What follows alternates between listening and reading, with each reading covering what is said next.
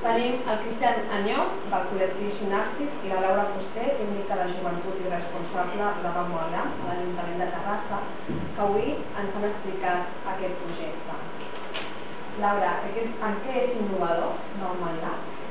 Doncs jo crec que es podria dir que Ramola és innovador perquè és un projecte que, a banda de donar suport a la creació artística, afavoreix el treball de l'esperit crític dels joves, siguin creadors o no, i la visibilització del seu univers juvenil, les seves opinions, aquestes opinions que tenen.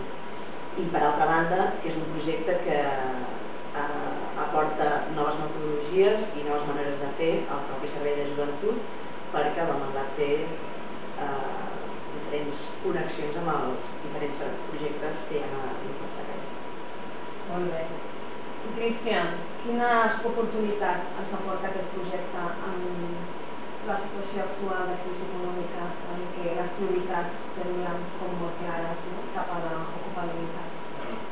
De fet, el Ramola sempre una mica entén la creativitat com integrada en el binòmio creativitat i innovació. I desplega unes estratègies